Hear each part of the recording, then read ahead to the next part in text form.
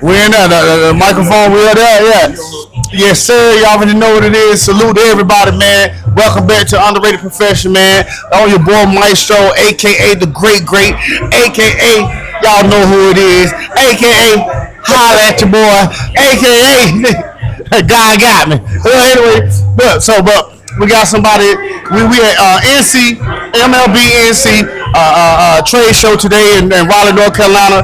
Got a special guest with us today. I'm gonna let him introduce himself, and then we're gonna get into the little questions. You know what I mean? So make sure y'all like, subscribe, click that bell to be notified, and leave some comments down in there. So let him introduce himself. Without further ado, man. Yo, it's your boy TerahDaBarber, Tradeshow podcast. We live in Lit, North Carolina. What's going on? Yes, sir. Tell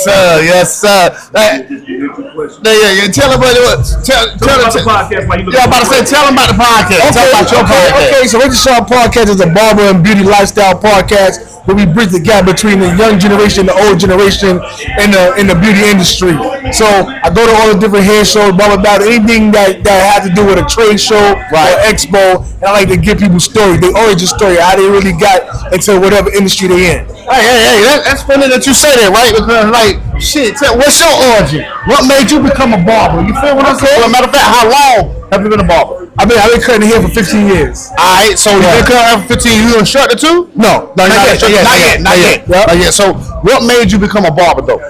So I had to change. I had to figure out what could sustain a lifestyle that my mom's left me when she passed away. Right. So sorry to hear that. I was thinking, but I was trying to figure it out. You know, she had left me some money, and then I went through that real quickly, and I was trying to figure out, okay, so how can I get back to that same type of lifestyle of taking the family out all the time and really getting to enjoy time with them. And I was like, you know what, barbering has always been in the back of my mind. Okay. So I would always be in the barber shop, always look up to the barbers. Right. And then once I really was like, okay, you know what, I want to figure that out and hone in on it. So I bought some clippers, and then I started watching YouTube, and then the rest is history.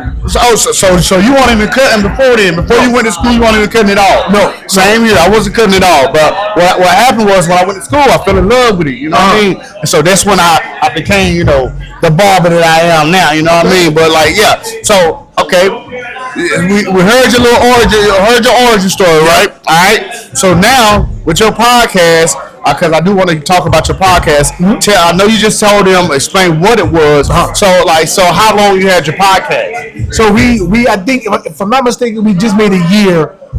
First it started with me and my brother Swole. Okay. And we was going around. Well, it was really his idea to do the podcast. All right. So what my background is I will always capture all the hair shows. So I would go around, check out the vendors, do a bunch of interviews to like a bunch of barbers to get their perspective. Right. Then I was also in tune with Come On the Roo with Barber World TV. Right. And he was always going around capturing all the different hair shows. Right. Legend in the game. Yes, sir. He needed somebody to do the video editing for his podcast. Okay. Which was the Tradeshow podcast. No, excuse me, which was Barber World TV podcast. Right. And once I started to do the video editing of that was really moving.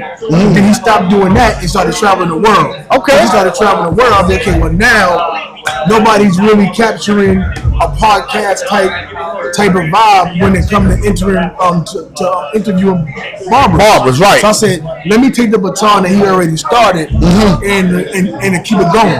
Okay. Because I looked up to him for so many years. I said somebody else got to pick up the baton and keep it moving. So when my brother Swole came to me, was like, yo, let's do a podcast. First I didn't want to do it. I don't know how much time it's going to take.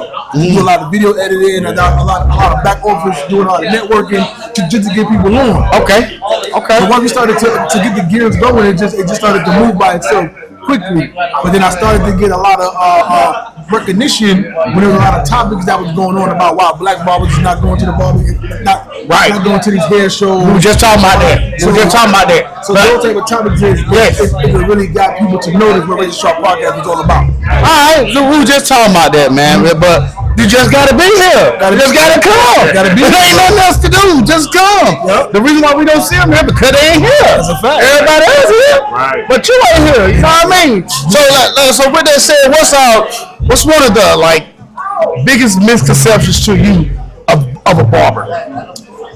That's a good question. The most that all barbers make money. Right.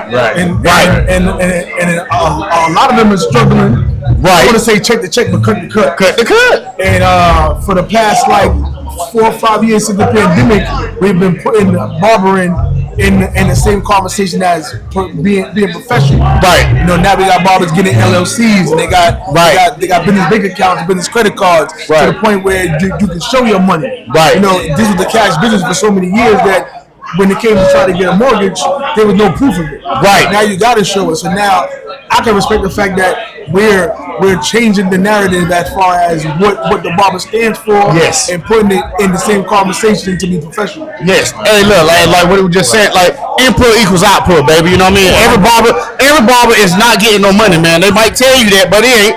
Input equals output. Whatever you put into something, is what you're gonna get out of it. So if you half-assing, you're gonna get half-ass money. You know what I mean? If you grinding, if you working hard, you're gonna get that hard working money. Might not be able to spend it, but you might not be able to spend it. It's gonna be stacking. But you know what I mean? You're gonna have that money though. You gonna have that money. All right. Yeah, all right. So you got a question for we just say earlier that our podcast is a barber college podcast, so we like to ask questions on behalf of our students and some of the questions they may have, right? Uh-huh. So I know you got limited time, but he got a flight to catch. So we take y'all. for the minute. Thank y'all. You know, he nationwide, baby. Nationwide. You know what I'm saying? He nationwide. But so we still gotta ask a couple questions. You know what I mean? Then we like to always educate and entertain. So we'll end with a fun question. Okay. All right. So some of the questions that students may have is here. They would say, well, how would you, being an influencer like yourself, right? How do you use your platform to show love to customers? Because I'm going to backtrack. Our theme for this month is actually client retention or customer relationships. That's what I do. Okay. Okay. So how do you use your platform, right? Or if you use your platform, I don't know. How do you use that to show love to your clients? So I don't use the Barber podcast in a way to show love to my clients, but what I do is I let them know what I got going on. Right. So they can appreciate the fact that I'm able to go state to state to capture the industry that I love, right, but still have time for them. Right. Yeah. So it doesn't matter where I'm going. Like even coming to the show for today, this wasn't planned at all. I made the decision on Friday to come for Sunday, and I was able to get all my clients in on Friday and Saturday, right, so that nobody would have a complication and not be serviced to be right for Monday and Tuesday. Gotcha. All right. Okay, I hear that. Another question I have for you. What would you tell new barbers, right, to how to retain and how to handle, their clients, like how to retain the client? Because I say this to say, because when I was just I have my little medals on, and I'm asking people about, they ever talk about Instagram, right? But like I tell my students, I don't care how many, you can have a million likes, but those million people ain't sitting in your chair, man. No. You know what I mean? So that ain't the only promotion. When I was coming up, we didn't have the Instagram, social media, anything like to promote our barber. Yep. We had to give out cards. Yep. We had to see people and talk to people. Yep. So what would be like something that you could give to a new barber coming up, or even seasoned barbers, because they get bad habits when they don't have a mentor. You get what I mean? So what type of information or guidance advice that you could give to a student or a seasoned barber that's want to retain their clientele? So I'm still old school. I don't care what nobody say. Business cards is going to be key no matter what. Business cards and flyers. So I do the 50 card challenge every single day. I got to give out 50 cards. Because I got to create a way to create the conversation to somebody to let them know exactly what I do. Right. So if I'm going to the gas station, if I'm going to the restaurant, if I'm going to the store, I'm going to slide somebody my card. And there's a lot of times I just give people compliments. Oh, man, your cut look good, blah, blah, blah. Anytime your barber's not available, here's my card. Oh, yo, man. So I give the person a compliment, but I'm going to slide on my card and create a way to have the conversation. So if you're doing something like the 50 card challenge, every single day you'll be able to build a clientele quicker just by going out there and doing it. I like that 50 card challenge. I love it. Yeah. So you do the math. Y'all do the math. 5 times 7 is 35. You know what I mean? Yeah. That's 350 cards. You know what I mean? Come on, man. And then when it comes to locking your client in, there's times that you may get a client but you didn't take the time to lock in on it. Right. That person in. I take their phone number down. Yeah, we got booking apps now, right? Right. But sometimes the booking app may crash, or there may be a time when you don't pay that booking app, and then you can't get into it. So what you need to be doing is locking in your client in your phone, putting their name, put a description, put a note to let you know who they are, what they do, and what they like. Right. And I was taught that a decade ago from Al Millions to make sure that you're locking these people into your cell phone or on a piece of paper or even having an email list. And you'll go back and let them know. Because when you got slow days, the one thing I do when I do have a slow day, because we all have slow days. We all got slow days. If I got a slow day, I message all my clients. Now that I got a booking them, I can send everything at one time. Right. I'm going to let you know, listen, bro, slots is going quick. Even though the slots ain't going quick. Right. Slots is going quick. Out of mind. So there's times that I need to say, yo, listen, man, Friday, Saturday coming up real quick. Slots is going quickly. Book. As soon as I send that out, I tell you no lie, I get 2 or 3 notifications. Yeah. Because people be thinking, oh, I got time later to do it. Right. And you're not on their mind because they got a whole bunch of things that's going on in their life. But once you send that message, once you text me and say, yo, bro, it's been a long time since I see you, they gonna book. People like to be thought of. That's what I'm saying, like to be thought of. And I'm gonna tell you what I just started recently doing. So now, like, I send out a mass text at the beginning of the week. Oh, hope everybody have a great week this week. You know what I mean? Nice. Then at the end of the week, but like, hope everybody had a great week, man. Prepare for the other week. God bless, you know what I mean? Stuff like that. That's what I started. I just recently started doing that, and people will hit back. It'll make people scared. Like, they forgot that they had me in there, you know? So like, oh man, good to hear from you, Mike. And then they send me a request, you know what I mean? So yeah, man, it's basically. Now we know we could talk all day to you. You got to that's right there. I'm down. So 1 or 2 more questions. Yeah, then you got to roll out. Yeah, but let me piggyback off that, right? Because I just had a customer yesterday that was going through a life-altering situation that his wife almost died after surgery. And this was 2 days ago, right? And I had messaged everybody before Friday, and he booked me. And this happened like a week ago with the situation with his wife. But he was like, yo, bro, I wasn't even focused. I was on nothing except for taking care of her. Yeah. But the fact of the matter is that you reached out to me, I booked an appointment because I know that once I get into the chair, I'll be able to unload. Right. And he was able to get all that off his shoulders. And he left with a crispy cut, and he felt better. And I just say that you don't never know what somebody's going through. To reach out to your people that even if it's not a client, just somebody that you know. Because you just don't know that one conversation, that one message can change somebody from doing anything drastic. Or just make them feel better. That's what I'm talking about, baby. Now, give me that last because we know we got to know. You know we got to go. You got to be thinking of the challenge question. The challenge. They don't all right, so now going in, like you just mentioned, like obviously, you just said communication is extremely important. You know, like you said, building that bond, our relationship with our clients, or what have you. What would you say? What is the biggest mistake, in your opinion? No, sir. What does client care look like to you going into 2026? If you had to tell a student going into 2026, what does a client care look to you right now going into 2026? Okay, client care to me is providing the service that your client wants. Right. As like it's not just about the look. Right. It's about the way that you make them feel. So I was just at a barber summit with Marcus Harvey. It was the Barber Star Summit. So dope too. Mark, I'm at the next one. And there was a speaker there that was talking about from when you open the door to let them enter is where the communication starts. And not just come on back and just have a seat, but shake their hand, give them eye contact, let them know that they're wanted and they're appreciated, right? And then from there is you sitting them down and you making them feel comfortable. Do you would like something to drink? Right.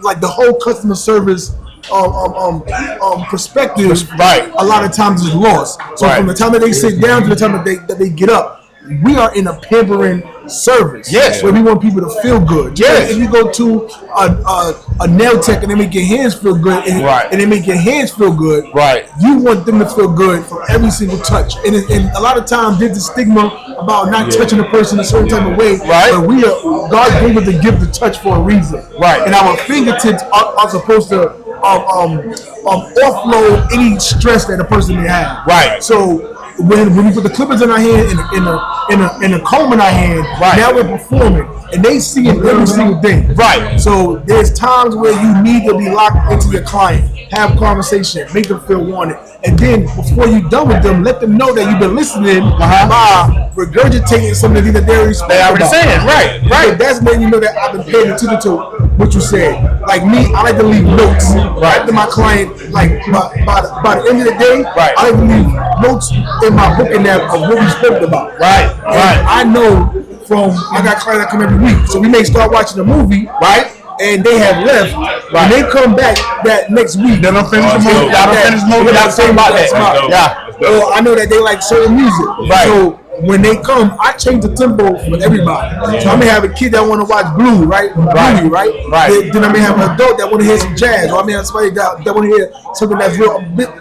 Right. I know where we left off at. Right. So that's a continuation, and they love the fact. Oh, he was at this point. Yes, because I took a picture of where the screen was with the timestamp, and then I take it upon myself that every client I try to give 2 to 3 minutes breaks in between, so I can sweep up and I can set it and reset for the next client. I hear that. Message. Like Keenan Ivory said. Message. Message. So also too, I want to touch on like what you were saying about how touching the client. Like I tell my students that people might think it's small, but it's like, you know, when you got your clippers and your comb in your hand, you know, some people just push their head, climb head over like that, turn their head like that. No, I put 2 hands on the client, boom, bend his head over there. I ain't pushing his head over like gently. You get what I mean? Do it gently, like that matters. That matters right there. So I'm glad you touched on that, bro. So I just wanted to say that. So like grandma, like I said, I don't want to take too much of his time. Man, he nationwide. He got light, man. Come on, man. Come on, man. We only deal with superstars, man. You know what I mean? We only deal with superstars. You hear me? But I do want to say something that I do want to touch on, and we go to the game time. Right. But what I wanted to touch on and point out, like what you said, like we got to think about men. Like we like to be pampered too. Yes, that's what we do. In the barbershop has always been our one last little spot as men to be able to get pampered, but in a masculine environment and say what we want to say. Say what we want to say. No, I mean so, and that's one thing that I say going into 2026 is that I push on client consultation, and that client care, because every other modality besides barbering is only one that we decide to be all macho. Where, like you said, the nails, salons, they all understand the pampering. We got to bring that into the shop too. You know what I'm saying? But we do it in our own masculine way. Hold on, but you know what, men. So it has changed from a man only want to go to a barbershop and get a haircut and that's it. So now they want to get a facial. They want to get their nails done. So places like Hammer and Nails that caters to everything. They have it where we need to take a couple pages out of their book to say, okay, well, men do want to be pampered to the point where they want manicures and pedicures. Men do want facials. Men do want things done that you normally don't get done in a barbershop. You know where it comes from though, because back in the day, people were not offering the service. Now we are like more instructors are telling their students will come out to offer those services, to upgrade those services. So all you got to do is ask. Now a person can say yes or no. That's how you build your ticket up. But not just a haircut. Because back in the day, haircut used to be $12. But then we can't live on no $12 right now. We can't even live on that. We can't even live on that. And I know, and another thing to throw in there, just when we talk about as for some of the fellas, if you feel like you don't want, I'm not saying you got to go do nails, you not got to do this and the third. But what you can do is you can always find a local nail tech or a local masseuse and have a day in your shop where you have them come in there and offer to do the service. So if there's something you want to do, you go ahead and subcontract with somebody. That is going to, overall, you're going to give that person some clientele, but then it also helps the shop as well. Because if there's something you don't want to do, bring somebody in the expert to do it for you. And let's not act like, and network. Let's not act like the majority of this pampering things are not in the book. It's like facials and things are in the book. And so it's like a couple years ago when people started to refocus on facials, it's like, but we're trained that in school, but we don't take it into the shop. We only focus on the blend and the hairline. But we're missing the big picture. Thank you. Preach. I hear that question over there. Y'all hear that? Add to that ticket, baby. And then you go from a $50 haircut, which is the standard of $35 to $50. You go from $50 to $100 real quick, and you can be a talk about it in class. For an hour of work. For an hour of work. That's when I students over there. For an hour. Man, take the 1 hour to do a haircut, do a facial. Boom. I can cut your nails if you want me to. Like, there's no problem to put your hands on the bowl. That is so. That's it. Just cut your nails. You can have them sitting with the bowl while you cutting their hair. You can just have their fingers sitting in the bowl while you cutting their hair. You know what I mean? And give them a facial. And them bowl. Once you get a facial, start sampling the fingers, come out now. That's about one thing right there for an hour. On my chair, I had a custom made like nail table to go onto the chair, but it was made out of solid oak wood, make it look real masculine. It's like this. Boom, you throw that on there, they like, yo, they feel like kings for a moment. We work so hard with our hands. It don't matter what job we do, typing to be a construction worker, we got to use our hands as men. So why not make sure that our women like to see our hands look good. Right. And if you got a respectable woman, she's not gonna let you put your fingers places. Nowhere. No dirty fingernails around here, man. Okay, I'm nervous. All right. What you got? I'm gonna hit it with. I'm gonna hit it like name. Give me 3 words that describes what type of barber you are. 3 words. 3 type of words. 3 words that describe what type of barber you are. Consistent, professional, and caring. Oh my God, they go hard. That was too quick. That was great though. That was easy. That was easy. Hold on. He said consistent, right? Consistent. So you got the meaning. You got to be there on time. You got to be there every day. You got to be like consistent, right? The next one you said what was it? Consistent. You said consistent, professional. All right, professional. Go there saying yes, sir. Yes, ma'am. If you have a girl, you know what I mean? Yes, sir. Yes, ma'am. How was your day? You know what I mean? You got to look out. Your family, your clients are family. So being professional, being professional, and they pay your bills. And the third one was caring. I care about caring. We are shrinks, baby. Like we sometimes, like you were just saying about your guy that had some hard things going on in his life. He sat down, spilled his soul to you, and you gave your soul back. With advice and or just listening. You know what I mean? That helped him out and made him feel better. You know what I mean? So, and he was looking good when he left. You know about that? Good. Professional, caring, and consistency, baby. Listen, I didn't talk the person out of suicide. That's what's up. And it was so much weight on his shoulders because of what he was going through in his life with his family that he just didn't want to be here no more. And me taking care of his look, right, to groom him and have that conversation and then give him information about suicide awareness hotlines and call. That's real. I took my time to do the research. I said, anytime you need a call to talk, call me. Right. Because he couldn't even talk to his wife. Right. I said, that's fine. There's places that we need to, sometimes we can't, we got our loved one, but we talk about barber. Right. Who's going to cheat in their girl, they're going to cheat in their barber. Right. So I said, call me. I don't care if it's 2 o'clock in the morning. Call me before you do something drastic. And it's funny you said we just recently had a training about mental health. That came out.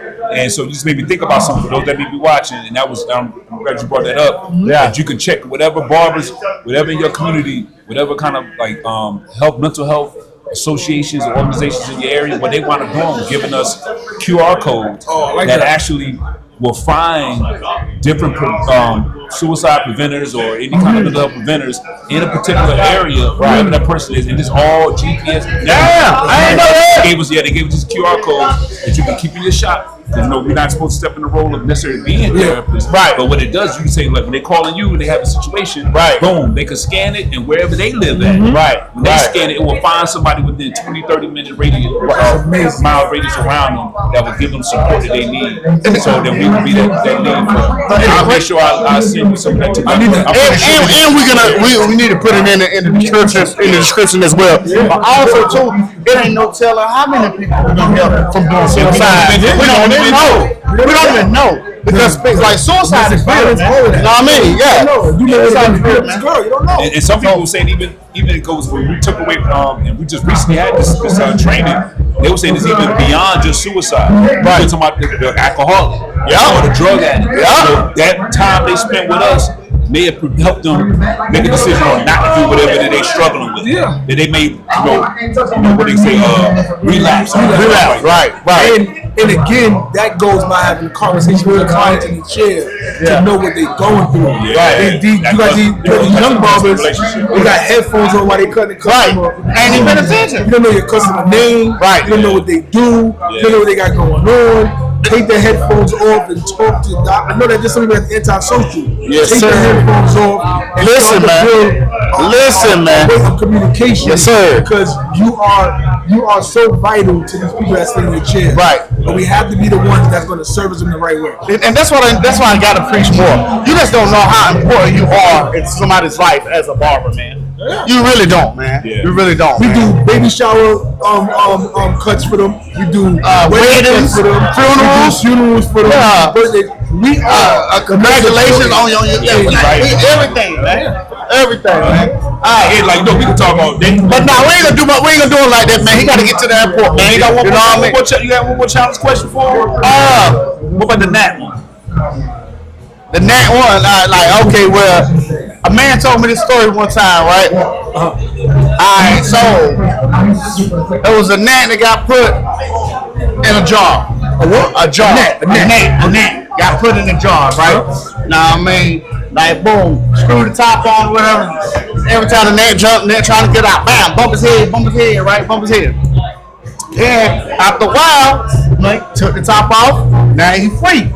But he was so scared to jump again that he afraid that he gonna bump his head again, so he ain't even jump no more. Yeah. Like, so what is the moral of that story that you get out of that? Well, okay, so that's something that I can really attest to because I was that gnat that would always try to get him out of there, but felt like I couldn't get him out of there because they were holding me back. 4.5 years ago, I left New York and I moved to Georgia. Off believing all my clients. Whole different type of environment, too. But for 3-4 years before that, I was a gnat trying to get him out of there, but the lid was holding me down. Can't bump your head. So it comes a time where that lid comes off, and you gotta walk by faith and not by sight. There we go. So when that gnat eventually realized that there was nothing holding him back, and he eventually flies up. Now he's free to roam and do whatever he wants. So that's what I got from that story. All right, then. That's what's up, That's man. what come out connection is New York. I know how to put two together. Right, they in Southside Jamaica, Queens, you heard? Oh, okay. Southside, man. Southside Queens. East New York. Man, wide away Wilson, I'm a country nigga. Wide away Wilson, baby. I found some real quick. I found real quick. Right. Finish the sentence. Oh, finish the sentence, okay. All right, we're gonna hit them quick hitters. Our most efficient win. Our most efficient win. Is it like a easy line or is it? No. You just finished the sentence. You are most efficient when I'm in my element. Boom. Okay. When things don't go according to my plan, I pivot. When I look in the mirror, I see a genius. Physically, I exercise. Soulfully, I meditate. There you go. The truth is what I stand for. A lie is what they gonna say about me. Ooh. Nice. They say money is a tool, yet knowledge is key. If put in work is a catalyst for success, then laziness is the catalyst to death. Damn. If I'm not sure about something, I'm gonna ask. A quitter is equivalent to A quitter. when I die, when I'm dead and gone, people will remember me as TerahDaBarber, the husband and father. Ho! All right. There. Hey, there it is. Matter of fact, go ahead and give me your handle again. Go ahead and give me where you went, baby. This your boy TerahDaBarber, Razor Sharp Podcast. You can check me out everywhere, never there. Check me out also at TerahDaBarber, TerahDa Barber. Find me, subscribe to me, follow me. Fellowship, you heard? Yeah. We do Faith and Fellowship every third Monday in Georgia. We come together, we have a great conversation. We have snacks and all of that, and we are having a conversation. And we're gonna push the envelope a little bit further. Yes. Every third Monday, Faith and Fellowship in Georgia. Lock in. All right. Man, we coming in and we gonna see us out there. Go ahead. Hey, y'all already know who it is. Your boy Maestro, aka the Great, aka these hands are ordained by the Barber gods. Well, I know I should have went first. You know what I mean? Grab big fundamentals. You know what I mean? And we here at the Underrated Profession, y'all. Salute to y'all, man. We're the MLB NC in Raleigh, North Carolina, doing it big at the Tradeshow right now, and we got more coming for y'all, man. Thank you for being here, brother. Safe trip back home, man. Yes, sir. Brooklyn and Queens in the building. Broadway in the building, baby. I'll let you, baby. Yeah, appreciate that, bro. Y'all amazing, bro. I appreciate that, bro. Let me get you